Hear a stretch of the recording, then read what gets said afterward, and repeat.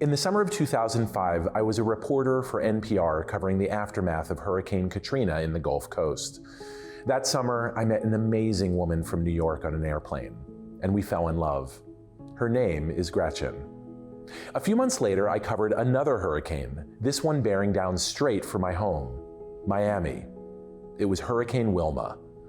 Wilma tore through downtown Miami. While I was covering the storm from the radio station, a gust of wind shot an industrial-sized air conditioning unit into the roof of my Miami Beach apartment. I arrived home to a stormwater-soaked apartment. A week later, my apartment was condemned. I had to find somewhere else to stay. Little did I know that I wouldn't sleep in my own bed for another 18 months. During that year and a half, I crashed on friends' couches and in their spare bedrooms. I was a white guy with an Ivy League education and every advantage that being upper middle class brings, and yet one hurricane took me down. I was depressed and defeated, swollen and scuffed. Every night, I spoke by phone with Gretchen, the woman from New York that I met on the plane. I wouldn't have made it through without those daily conversations. A year after we met, I asked Gretchen to move from New York to Miami.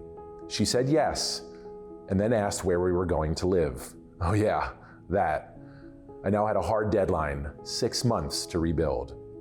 The day I moved back into the apartment, I pulled my clothes out of the suitcase I'd been living out of for the past year and a half and put them in the newly refinished drawers. I left half of the drawers empty. Gretchen would be arriving the next day, and those drawers were for her, my future wife.